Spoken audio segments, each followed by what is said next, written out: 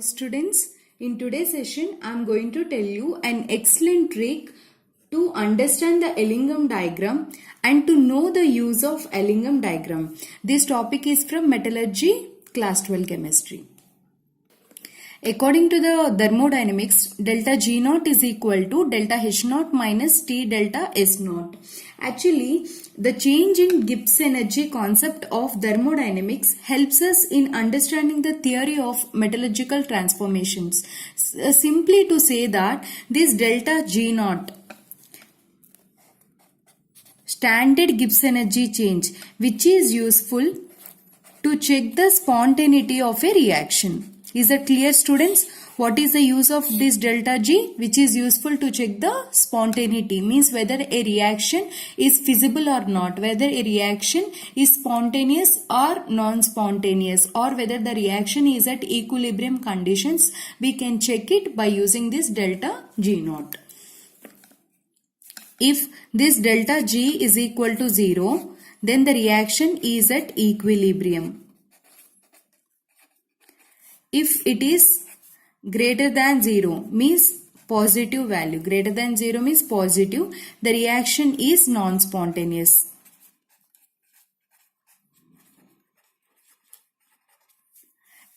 If this delta G naught value is less than 0 means negative, the reaction is spontaneous. Ellingham is the name of the scientist. First time he used this Ellingham diagrams. Here he gave the graphical representation of Gibbs energy versus temperature. These diagrams we call it as Ellingham diagram. The main use of this Ellingham diagram is which is useful to find the best reducing agent. Best reducing agent.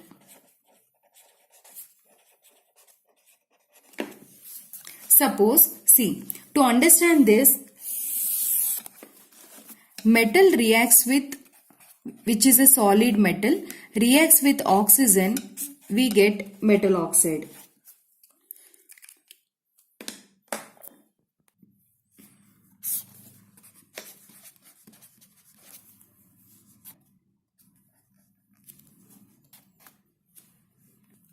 Suppose this is a graphical representation for this reaction. Here, at this point, if you see at this point, this is the temperature we are considering. For a particular reaction, this part, if you see this part, which is less than 0, so I say this is, suppose this is A part and I'll mention this is B part. This A part is less than 0 value, so this is negative part, and this B part which is, this slope is, which is greater than 0, so which is B part. Is it clear? What I am doing is, for this particular reaction at A part,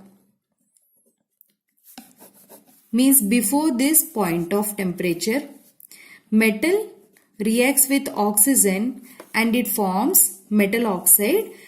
To this reaction, delta G is negative. This is negative. Why, students? Why it is negative? Because this point of temperature, delta G is 0. Before this is negative. If delta G is negative, the particular reaction is which reaction? Spontaneous reaction. Spontaneous reaction. And suppose the reverse reaction, MO gives rise to M plus O2. The reverse reaction at this temperature, means before this temperature, let us say T1. Before this T1 temperature, the reverse reaction, delta G is opposite sign to this, positive. Means this is non-spontaneous reaction. If delta G is negative, it is spontaneous. If delta G is positive, the reaction is non-spontaneous. Coming to this B part,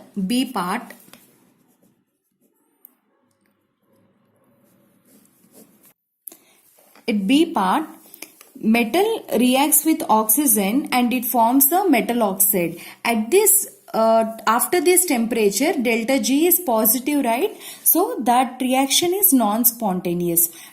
But the reverse reaction is delta G becomes positive, means that is spontaneous reaction. What I want to tell you is, before this temperature, this reaction is possible, means visible. Okay. After this point of temperature, the reverse reaction is spontaneous. That you have to understand. Before this point, this reaction is spontaneous, and after this point of temperature, the reverse reaction is spontaneous. See this question. This is the graph between delta G and T. In this Ellingham diagram, we are seeing about three metal oxides, Ag2O, HgO and ZnO. Actually, these three metal oxides upon heating, Ag2O on heating, it gives the metal and it decomposes to metal and releases oxygen gas. HgO also decomposes and it gives Hg and oxygen gas. And zinc oxide decomposes and it gives zinc plus oxygen, it releases oxygen gas. Fine. But these two metal oxides, silver oxide and HgO, at temperature T1, T2, means they require less temperature to undergo the decomposition. Low temperature is sufficient. But zinc oxide requires highest temperature, it requires high temperature. Whenever it requires a high temperature, the reaction becomes costlier. Means to get the zinc metal, so much money we have to spend. So in order to reduce this cost, instead of heating and getting the metal, we can use a reducing agent, best reducing agent, so that, see, zinc oxide, if you use coke, it acts as the best reducing agent and it converts this zinc oxide into zinc and carbon monoxide. It reduces zinc oxide into zinc. Instead of heating to high temperature, we can use the reducing agents like a coke. But some metals decompose at low temperature. For them, reducing agent is not required. Reducing agent is not required. But for the metals which undergoes the decomposition at high temperature, we need the reducing agents. We need the reducing agent. So by using this Ellingham diagram, we are going to find the best reducing agent. Before going through that, I'll tell you about one question to understand the better. See this Ellingham diagram. I mentioned it as A part, B part, C part. At A part, C gives rise to CO, means coke reacts with half mole of oxygen and it converts into CO. Here coke is a solid. Find the change in number of moles, gaseous product, number of moles, how to find? Number of moles of products minus number of moles of reactants. How many moles of products are there? CO1 minus oxygen half. So 1 by 2. Number of moles of gases changes, half mole increased. Whenever number of moles increases, randomness increases. If disorderness increases, entropy increases.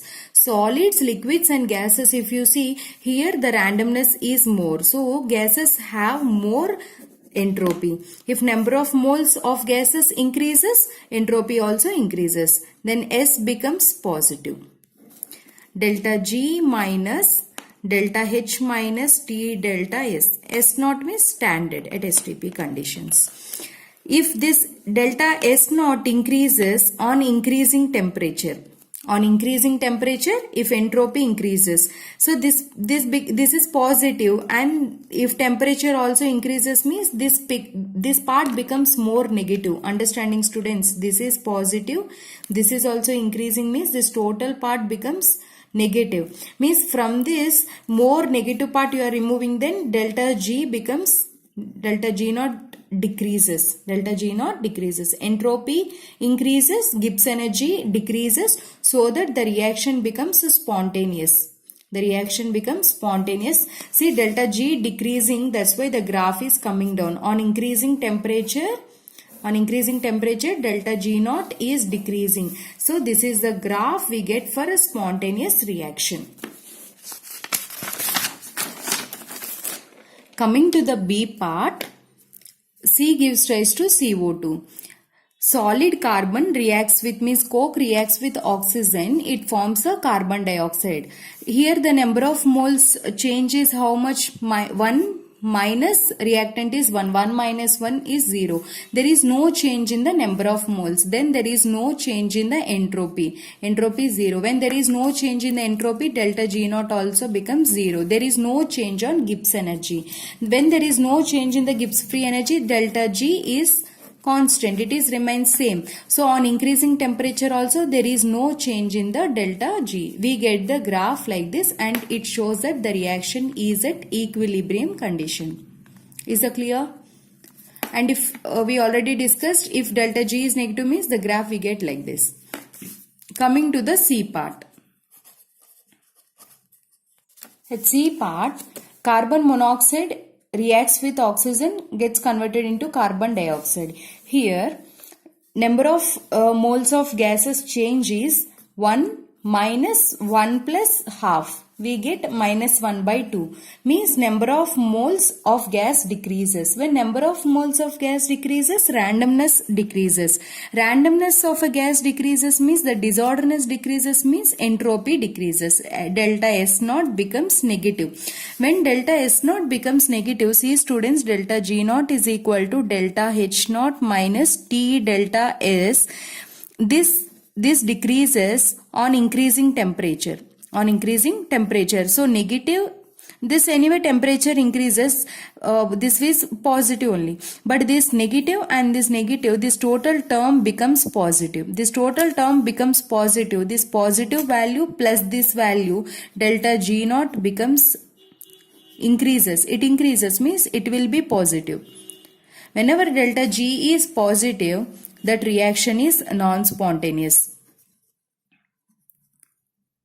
Non-spontaneous. To this, the graph will be like this.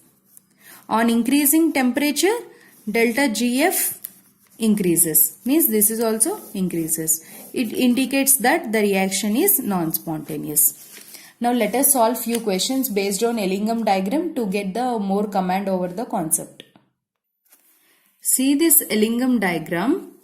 We already discussed about this A part, B part and C part. These three lines just now we discussed.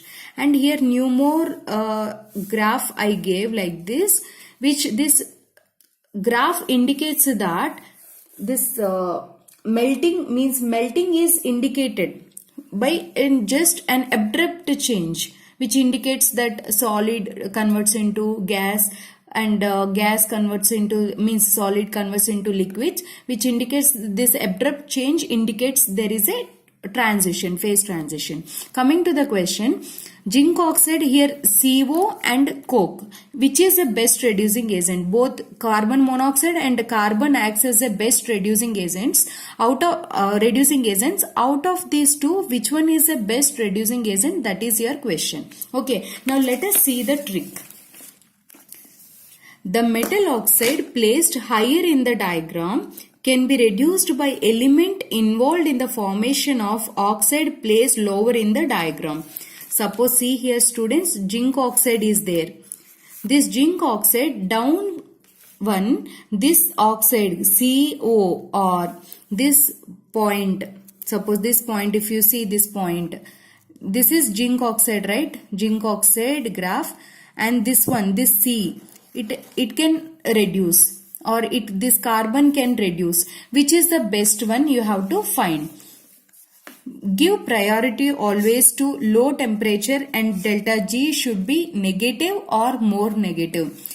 Here low temperature is T1. This is the temperature graph, and axis. Here low temperature is T1, means at T1 point which is the reducing agent, coke is the best reducing agent, and delta G is more negative when compared to remaining two. That's why coke is the best reducing agent. What is the trick? You should always see that the metal oxide which is present top, it can be reduced easily by the oxide or the element which is present down. So you have to see this, and in that which is having a less temperature you have to see. After seeing the less temperature, you should see whether delta G is negative or positive. It should be negative. Now coming to the test yourself question, students. See, this is the graph. We discussed about these three lines already, and coming to this new line I wrote here, FeO. Means here FeO, coke can act as a reducing agent. Carbon monoxide can act as a reducing agent. Out of these two, which is the best suitable reducing agent, C or CO? By using this trick, comment me your answer, and many are asking the solution. That's why I am giving the link in the description to this question answer I am giving down. I hope you like this video. Thanks for watching.